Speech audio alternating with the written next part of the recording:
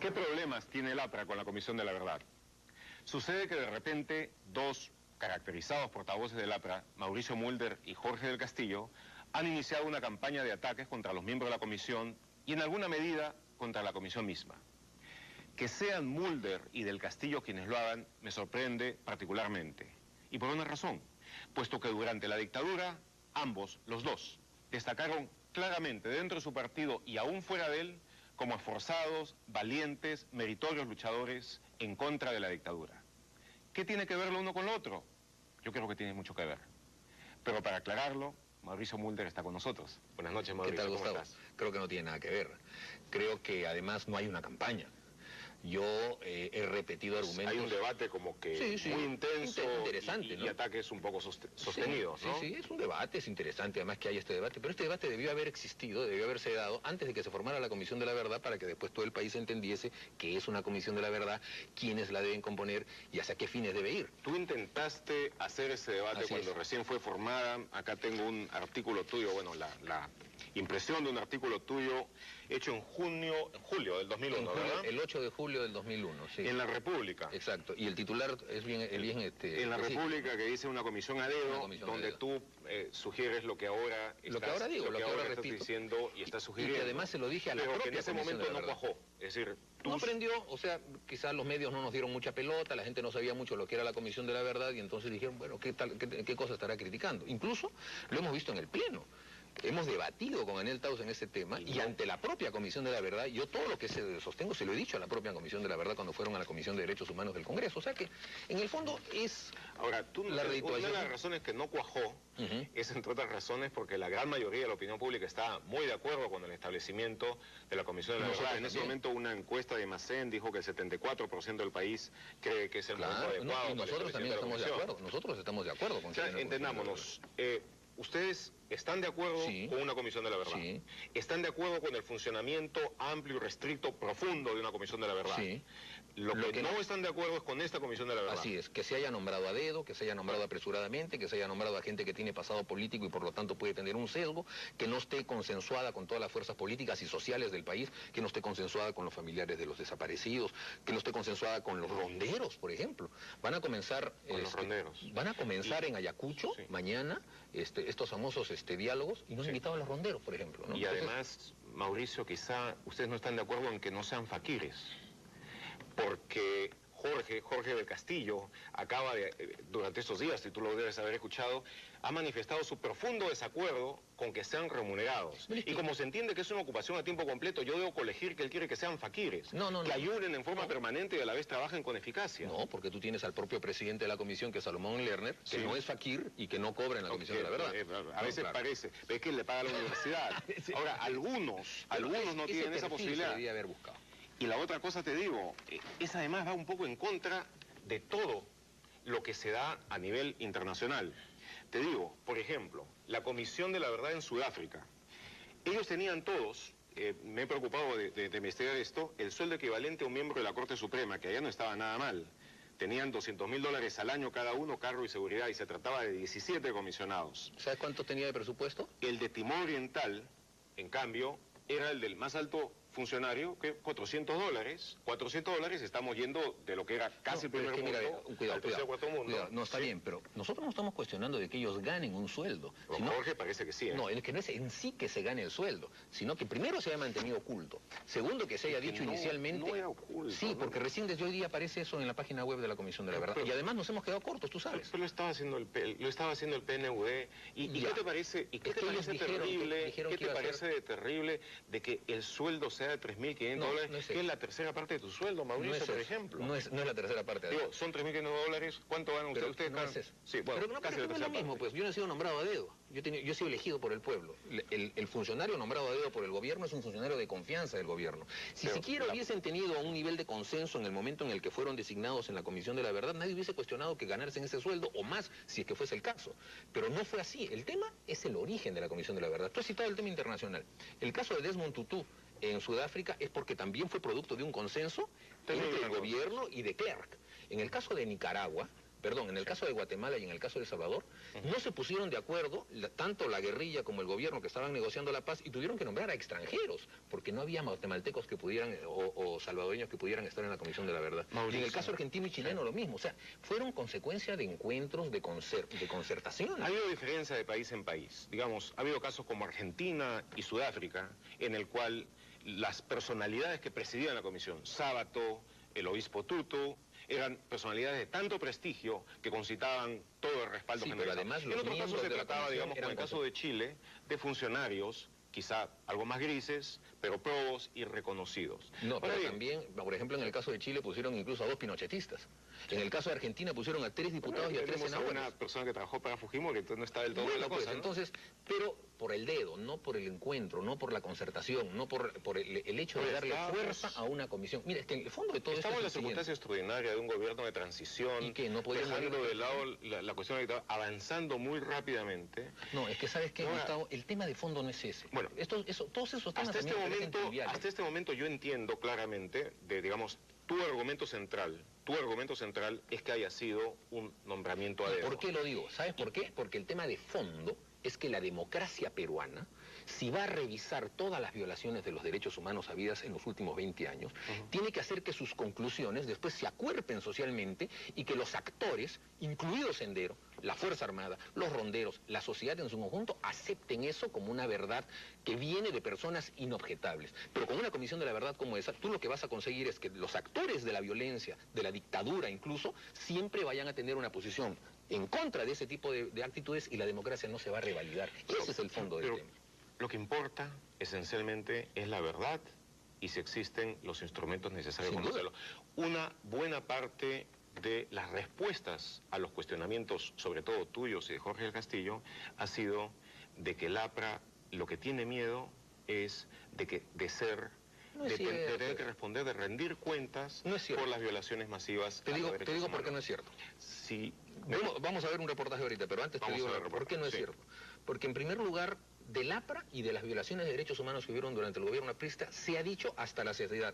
Nada nuevo, van a decir, a García le han dicho absolutamente de todo. Y en segundo lugar, porque ni siquiera tiene efecto vinculante. ¿Cuál sería el temor de que hubiese un papel más? Si ya han habido otros tantos papeles que han dicho cosas mucho peores que seguramente la que tú vas a decir dentro de algún minuto. No, no es la que voy a No, decir. tú, el reportaje que va a salir. Vamos a hacer una suerte de pequeño recorrido retrospectivo en ¿Cómo una no? etapa que ha sido realmente trágica. ¿Cómo no? ¿Cómo ¿Ok? no? Vamos al video entonces. ¡Viva la lucha de los prisioneros de guerra! ¡Viva! ¡Viva la luminosa trinchera del combate de frontón!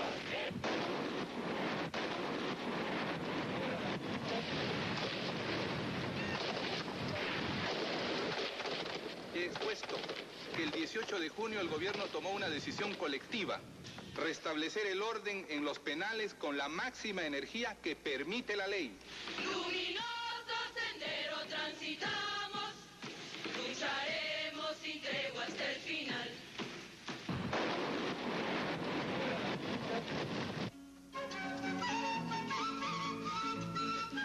¿Qué pasó, dime? Palami, no, mama itu apa untuk tenas pami, cingkara bitu kuninas mana mama A su mamá ha llevado desde desolado los cabitos y hasta ahora no hacen desaparecer, sí han hecho desaparecer, no han hecho ver ahora, hasta ahorita quiere que ver a su mamá. El Perú pretende cerrar heridas a través de la Comisión de la Verdad, cuyo objetivo es develar las violaciones a los derechos humanos ocurridas durante los últimos 20 años. Por ello, y porque la reconciliación solo es posible con la verdad completa, es necesario recordar toda la historia. Han denunciado una matanza. Y esa verdad completa nos dice, por ejemplo, que el número de desapariciones forzadas durante el gobierno de Alan García fue más grande que las que se perpetraron durante los regímenes de Fernando Belaúnde y de Alberto Fujimori. Estas imágenes nunca más deberán repetirse.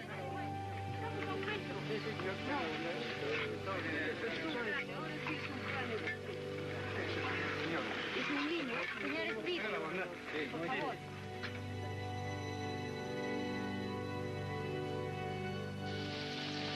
La La lucha antisubversiva librada contra la sanguinaria insurrección senderista durante los gobiernos de Fernando Belaúnde, Alan García y Alberto Fujimori trajo consigo atropellos contra la población civil. Desapariciones en Cayara serían miembros del ejército. Y en vez de promoverse una investigación efectiva que diera con los culpables y los castigara ejemplarmente, en varios casos se buscó la impunidad. Eso también sucedió durante el quinquenio aprista.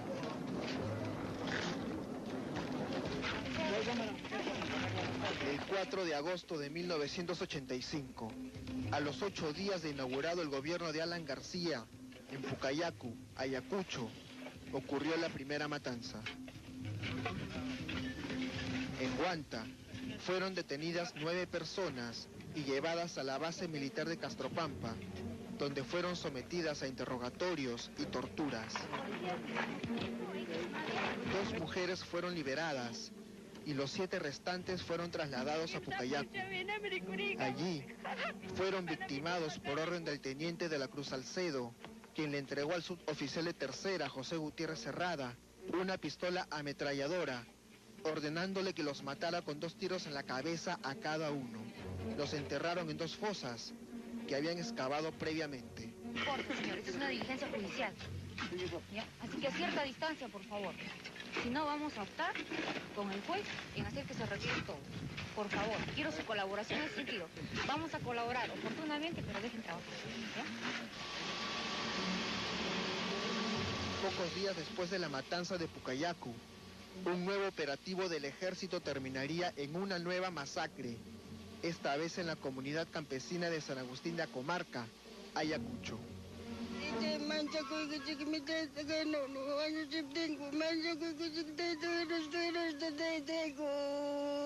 Les tengo miedo porque nos hacen morir a cada momento, por eso nos hacen morir a cada momento, por eso les tengo miedo. ¿Dónde están los cadáveres?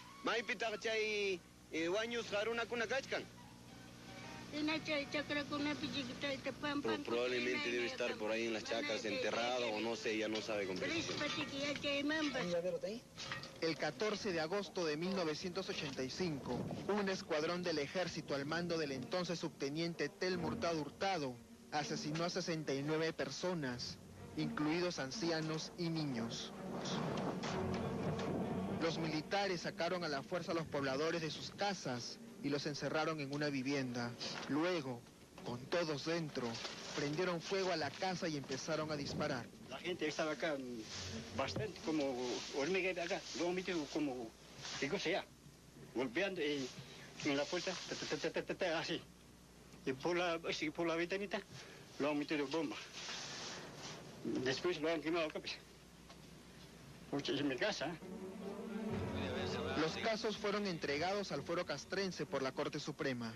Así, las horrendas matanzas de Pucayacu y Acomarca solo motivaron que en la justicia militar se siguieran procesos por los benignos cargos de abuso de autoridad y negligencia. Es más, en 1989, en pleno gobierno de Alan García, Telmo Hurtado fue ascendido al grado de capitán, pese a seguir en calidad de procesado y de haber reconocido ser el autor material de la matanza de Acomarca. En la madrugada del 18 de junio de 1986, mientras se desarrollaba en Lima una conferencia mundial de la Internacional Socialista, los internos de Sendero Luminoso iniciaron en forma simultánea un motín en la isla del Frontón, en el penal de Lurigancho y en el penal de Mujeres Santa Bárbara, en el Callao. Los reclusos tomaron como rehenes a empleados penitenciarios. Las autoridades judiciales, del Ministerio Público y de la Comisión de Paz intentaron solucionar pacíficamente la crisis, pero no lo lograron. Junto con numerosos efectivos policiales y de la Marina, el entonces viceministro del Interior, Agustín Mantilla Sandoval, llegó al Frontón en representación directa del presidente de la República, Alan García. Poco después, se inició el asalto por parte de las fuerzas de la Marina de Guerra, en el que luego de varias horas de combate murieron 3 infantes de Marina y fallecieron al menos 119 internos. El penal fue posteriormente demolido. En el caso de Frontón no se hizo ninguna investigación del Ministerio Público y no se abrió proceso judicial para identificar, determinar responsabilidades en este caso. En Lurigancho, después que la mayoría de amotinados se rindiera, todos fueron ejecutados a sangre fría por un grupo de guardias republicanos comandados por el coronel Rolando Cabezas. 126 reclusos fueron asesinados. Tras la matanza, se nombró una comisión investigadora del Congreso, presidida por Rolando Ames, pero su informe jamás se concretó en una investigación judicial efectiva. Uno de los periodos de más graves y sistemáticas violaciones y en donde también fue inoperante la acción del Ministerio Público y el Poder Judicial. En esos periodos, como antes, no se avanzaban en investigaciones por parte del Ministerio Público, se archivaban los expedientes y los casos. Finalmente, en octubre de 1990, una comisión investigadora del Congreso concluyó que Alan García Pérez era responsable por la matanza de Los Penales y se formuló acusación constitucional en su contra. Sin embargo, el APRA logró la votación necesaria para rechazar la acusación en alianza con Cambio 90. En la decisión del Consejo de Ministros del 18 de junio no hubo ni hay ningún delito.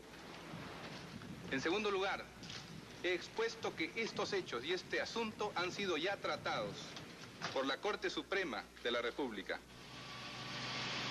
El 13 de mayo de 1988, en el pasaje denominado Erusco, a 2 kilómetros de Cayara, 2 camiones del ejército fueron emboscados por una columna de Sendero Luminoso.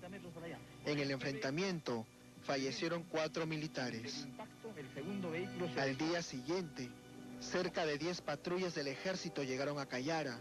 Según la denuncia, los militares reunieron a la población y dieron muerte a más de 30 campesinos. Además, en los meses siguientes fueron muertos más de 40 testigos de la masacre.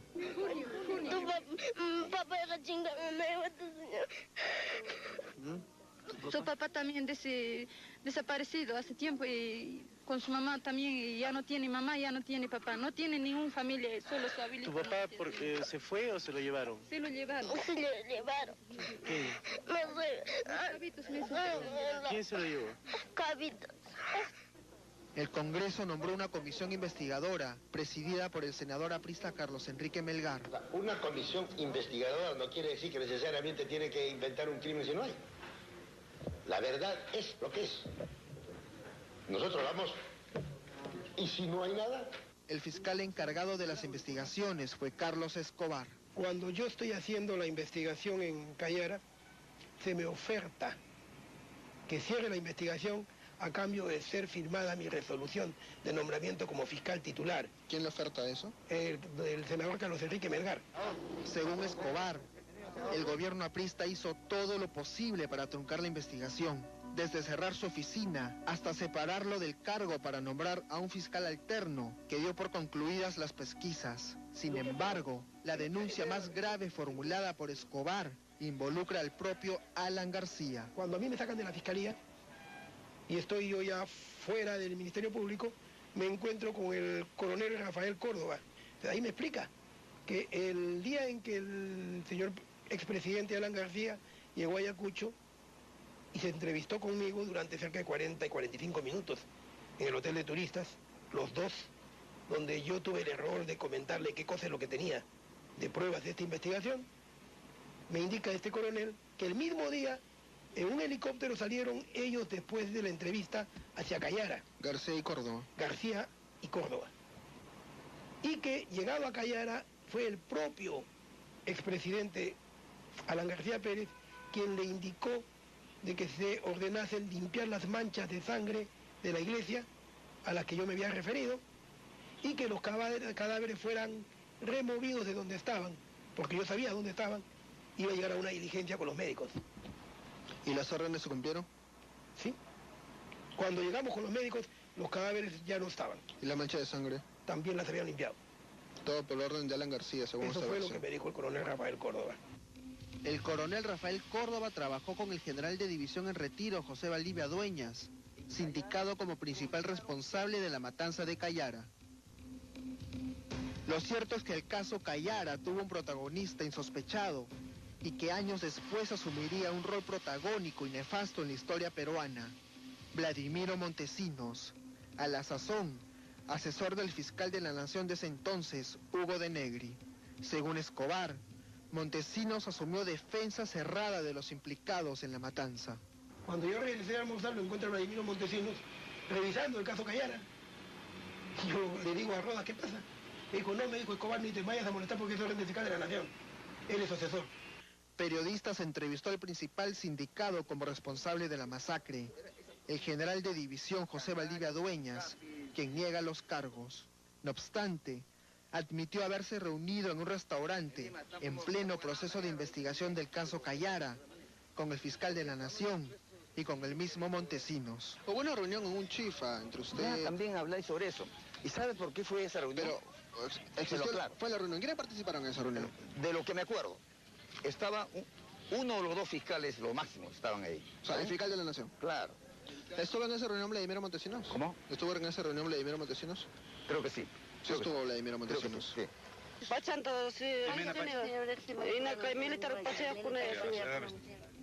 Son muchos los casos, y estos han sido solo algunos ejemplos. Pero el APRA, quien se enfrentó valientemente a la dictadura de Fujimori, y es un partido central en el actual orden democrático, debiera ser el primer interesado en que se revele, por dolorosa que sea, la verdad.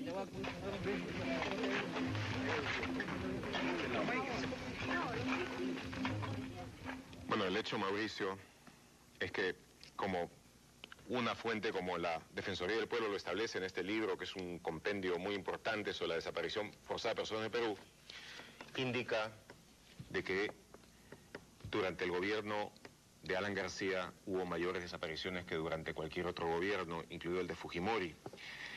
31.3%. Fueron los años en los que hubo más violencia, pues fueron los años en donde Sendero estaba mucho más en alza porque era lo que había dejado el gobierno de Belaunde y ellos estaban en una etapa de ofensiva. En las contabilidades sobre desaparecidos se suman a todos los muertos, o sea, a los que mueren en acción, a los que pueden haber sido militantes de Sendero, etcétera. Eso no denuncias lo por desaparición. Eso no lo discierne. Claro, porque tú no sabes si... Denuncias por desaparición. Son denuncias, pues desaparece, pero se fue a luchar con Sendero y lo mataron en una acción. O sea, no discierne una diferencia. Pero el que tú presentes... exactamente así. No, sí. Cuando tú revisas incluso Comisión de la Verdad, Defensoría del Pueblo, no encuentras la diferencia. Pero tú la mayor presentas un parte está reportaje, basada en denuncias del Ministerio Público Está bien. que fueron muy detalladas y que se hicieron día a día. No, pero es que son denuncias de familiares que se presentan y dicen, esto no está, no vino donde más. establecen las circunstancias de la Y desaparición. solamente en un 17% de los casos dicen vinieron a llevárselo. Y son militares o creemos que son militares. En un 17% de los casos, yo he leído ese texto. Pero tú presentas todo esto como para decir, el APRA no quiere que se investigue eso, ¿no es cierto? O sea, eso es una banalización de las críticas que estamos haciendo nosotros. Todo lo contrario. Lo que nosotros pedimos es que cuando hay investigaciones serias. No investigaciones que puedan estar perfectamente sesgadas. Parece que no soy solo yo, de acuerdo a lo que tú dices.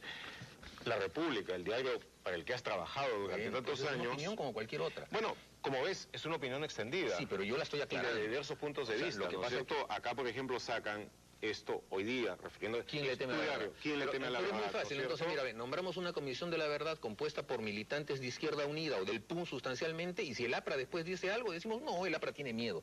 No, pues... ¿Tú dirías que la República defiende al PUM y defiende la connotación partidaria de esta comisión de la verdad? Bueno, si tú lees lo que está diciendo ahí, en el fondo está haciendo una defensa de eso. O que Acción Popular... Nosotros estamos cuestionando... O que Acción Popular, a la que pertenece el presidente Paniagua, y que fue la que hizo la comisión de la verdad, y que tiene tanto que responder como el APRA... Es un hecho que 8 de los miembros de la Comisión de la Verdad han sido activos dirigentes políticos de Izquierda Unida. Ahora, ¿Izquierda Unida no fue un partido importante, que tuvo un protagonismo político importante en la época de la violencia?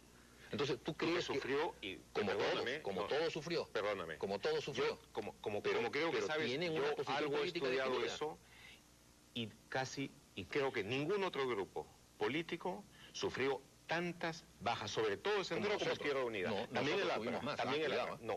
No. Cuidado. Izquierda Unida, creo, es el grupo que sufrió más bajas. Pero de todas maneras... que es difícil decirlo. Por entonces ejemplo, eso significa que hay que formar grupos, comisiones de la verdad sobre la base de los que sufrieron solamente. No. Entonces también tendría que haber apristas. No es Pero lo por que estamos supuesto. pidiendo. ¿no? O sea, Pero no se trata... No, mira, es que no lleves el tema a que Mauricio, esto tenga que repartirse entre partidos políticos. No, es así. yo creo que no. Me parece que eres tú más bien que lo insinúa. No, todo lo contrario. Lo que yo te quiero decir es esto. Mira, yo, por ejemplo, he estado de acuerdo en el momento, hubiera estado de acuerdo contigo en el momento que se formó la Comisión de la Verdad. Yo tuve también una serie de reparos, en lo personal, respecto a la calidad investigativa de muchos de los miembros que fueron inicialmente nombrados allá. Pero bueno, al final se nombró esa comisión, esa es... ¿Y por qué? Bueno, ha habido algún grado de protesta y todo, pues ya están funcionando. ¿Pero por qué? O sea, se nombró hechos consumados y ya están funcionando. No es así. Bueno, las tú cosas que expusiste tu comienzan opinión, mal, las tú cosas... expusiste tu opinión. Lo expuse en ese momento y lo reitero ahora. Lo has reiterado ahora. ¿Y por qué lo reitero ahora? Porque justamente se está demostrando... la democracia, pero en todo caso tú has visto la mayor parte está de acuerdo con el funcionamiento y parece que no lo están haciendo nada mal. No, es que la mayor parte de los ciudadanos no sabe qué cosa está haciendo la Comisión de la Verdad, porque la Comisión de la Verdad en el fondo muy poco ha hecho. ¿Qué está haciendo mal? ¿Qué está haciendo mal la Comisión de la Verdad? Para comenzar, la mitad de los que cobran en la Comisión de la Verdad no van a trabajar. Eso es un primer tema. ¿Cómo es eso? ¿No van? ¿Cuál es esa mitad de comechados? No voy a decirte nombres, pero ya se sabrán. No. Es que no, pues. Es decir, no. Vas a ver. La idea es de que todos trabajan y que lo hacen con bastante intensidad. No es la idea. Ahora, hay gente, por ejemplo, como Monseñor Bambarén, mira, hay un grupo de muchas otras cosas que hacer, ¿no es cierto? Yo una vez dije... Lerner Febres, el rector de la Católica. Pero yo te dije una cosa, sí. El perfil de las personas que deberían integrar la Comisión de la Verdad debía ser como Monseñor Bambarén y Salomón Lerner. ¿Por qué no son los demás con el mismo perfil? ¿No cobran? Trabajan a tiempo completo y son personas de alta respetabilidad. Porque tienen otra fuente de ingreso. Que tengan otras fuentes de ingreso? Pero es que yo no creo que el tener otra fuente de ingreso sea garantía de novedad. Sí, porque tú tienes el gobierno el que te nombra y sobre todo, por ejemplo, en el caso de dos personas a las que tú cuestionas. ¿A quiénes nombraba Fujimori en el PNUD? A sus cargos de mayor confianza. O sea, cuando tú entras al gobierno y cobras por el PNUD, es que tienes una relación de confianza con el gobierno. Entonces ya eres una comisión gubernamental, eso te resta. Lo del PNUD es un método de pago que ahora no tiene para nada que responder a lo que había durante la época que Fujimori. Siempre se lo dan a los funcionarios de confianza. En este caso... ¿Qué tiene que ver aquello? Son personas que tienen que ver en funcionarios de confianza del gobierno, porque dependen del dedo del gobierno que los puso ahí. El gobierno los puso para llevar a cabo el gobierno de transición en primer lugar, luego el gobierno de Toledo, y además el gobierno de Toledo para llevar a cabo un asesor. ¿No es cierto? Entonces, esta es una comisión gubernamental, Gustavo. No es una comisión de la sociedad peruana, no es una comisión de los actores de la guerra, no es una comisión de quienes ¿Por qué no vemos el caso, si quieres, casi nombre por nombre? Tú tienes... con Monseñor Bambarén estás de acuerdo. No, mira, ¿quieres ver la cosa está de acuerdo? Sí, a ver. O sea, los nombres han surgido. Bueno, tú tienes Carlos Tapia, Sofía Máger, Carlos Iván de Gregori, que han sido activos miembros del Partido Unificado Mariateguista, ¿no es cierto?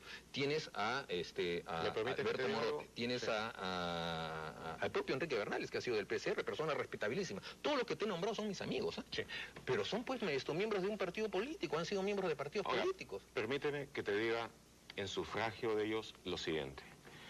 Carlos Iván de Gregori y Carlos Tapia son dos de los más profundos conocedores de la violencia y del tema de Sendero y son analistas de gran calidad intelectual en esto. Habiendo yo trabajado en el tema, te lo puedo decir con toda claridad. Y es gente cuyo análisis, ha trascendido totalmente su preferencia o su posición política. Y en el pasado, cuando estuvieron en la izquierda, tú sabes perfectamente, debes saberlo, se enfrentaron duramente a Sendero. Bueno, en el caso de Enrique Bernales, es una persona... No estamos analizando ese tipo de biografía, porque la honorabilidad de las personas está por encima de esto. Estamos su calidad intelectual y su capacidad investigativa. Entonces, ¿en qué estamos? No, lo que estamos analizando es su partidarismo político. O sea que el hecho de que hayan estado en determinado momento en la izquierda, en este momento están ahí básicamente como gente con calidad intelectual, integridad personal. No, pero continúa la frase. Continúa tu frase. El hecho de que hayan estado en la izquierda, sí, la respuesta es sí. Tú me quieres decir, por ejemplo, de que si hubiera un miembro del APRA, si tú estuvieras en la Comisión de la Verdad, ¿estarías descalificado para analizar los hechos de violencia durante el gobierno Sí, porque cualquiera tendría el derecho de suponer de que yo puedo tener un sesgo. Y eso es lo que Pero te examinarían por tus opiniones, por tu trabajo de investigación. No se trata de eso, se trata de que justamente uno no tenga que estar supeditado al sesgo político que puedan tener las personas. El propio Rolando Ames, que es una persona respetabilísima, ha adelantado opinión. Son dos personas, y en el caso de Enrique Bernales, como tú sabes, durante los 80, como senador, Enrique Bernales llevó a cabo un estudio profundo, importantísimo de la violencia en el Perú, que ahora debe ser una de las bases intelectuales como para poder llegar a entender pero la violencia. muchas otras personas han hecho lo propio. En resumen, Mauricio, ¿qué tipo de comisión de la verdad quieres tú para el Perú? Ya te dije, necesito, o sea, lo que el país, tú quisieras que se desande lo andado y se nombre otra comisión. Claro, para que tenga legitimidad. Tiene que haber una comisión de la verdad compuesta por personas que no tengan pasado político. Mira, esta misma discusión que tú y yo tenemos ahora es la discusión que han tenido. pasado político acá en el Perú, virtualmente, ¿a quiénes te deja? Bueno, tienes a Salomón Lerner, ¿no es cierto? Exactamente. Tienes a Bambarén. Tú sabes de que Ernesto Sábato, el escritor Ernesto Sábato fue militante del PC, Sí. ¿sabías o no? Por supuesto que sí sabía. Entonces, bueno, pero en el caso de Argentina, él estuvo acompañado en una comisión en donde había puros políticos. Esa fue la fórmula que hicieron en Argentina. Pusieron al rabino. Lo que funcionó allá, ¿qué tiene de malo? ¿Por qué sería malo aquí? Porque aquí solamente está un lado de la política. Entonces lo que tú quieres es que haya pristas en la comisión también. No, pero otra vez, o sea, yo lo que te estoy diciendo es, si en Argentina funcionó así, tuvieron que poner de todas las alternativas políticas. Como aquí debe ser por personas que no tengan pasado político, no se debe poner a personas que sí tienen un predicamento político y que sobre todo provienen de organizaciones que son las que dan esas fuentes que tú utilizas en tu reportaje, porque muchas de esas fuentes provienen de organizaciones ONGs que fueron el reciclaje de estos grupos cuando fracasaron como políticos, hicieron sus ONGs que fueron fundamentales para la labor, están primero, en algunos de casos, investigación de la violencia, de defensa de los derechos humanos, de comisionados, y de lucha por la democracia en la que tú participaste también. Pero por supuesto, déjame decirte, Gustavo, que en este caso, algunos comisionados, y ese nombre sí no te lo voy a dar, pero se va a saber, que con el cuento de que son comisionados, han ido a determinadas fundaciones extranjeras y dicen, señor, este es mi plan de trabajo, y han recibido de esa fundación directamente a su persona una buena cantidad de dinero. Por eso es que no aparecen en las planillas. O sea que esto ya... Pero si tienes esa información, ¿por qué no hace el nombre? Porque lo tengo que confirmar y necesito las pruebas escritas. Tú has hecho ahora dos tipos de afirmaciones. La primera, de que hay un grupo que son el 50% virtualmente de los comisionados que son comechados. Es una cosa que debe ser sustentada lo más rápido posible. Y segundo, de que hay alguna otra persona que está recabando fondos sobre la base de su trabajo como comisionado. Son denuncias importantes que espero sean aclaradas a la brevedad posible. No te he dicho los nombres ahora. Claro, no te he dicho los nombres porque me falta la prueba documental, esa la voy a conseguir. ¿Crees que la vas a conseguir? Yo espero que sí. Bueno, gracias por tu presencia acá, Mauricio. Listo, gracias a ti. Nosotros nos vamos a un corte comercial.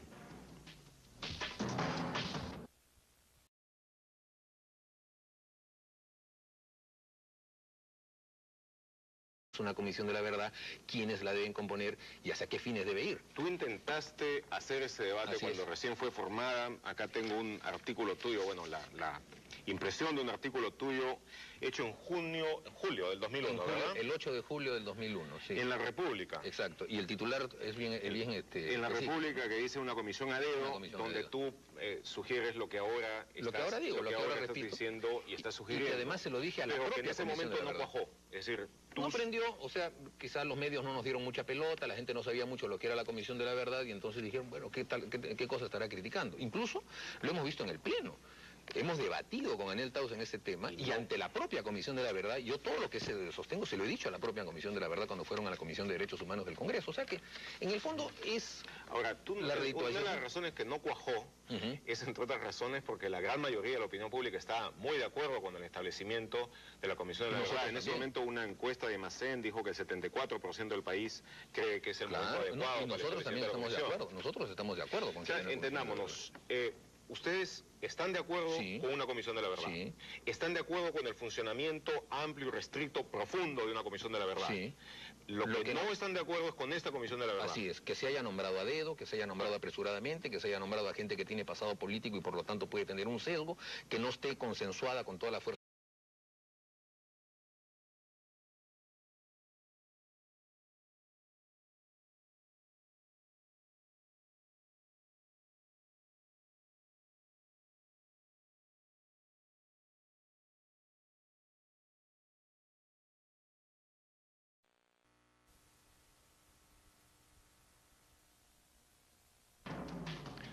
¿Qué problemas tiene el APRA con la Comisión de la Verdad?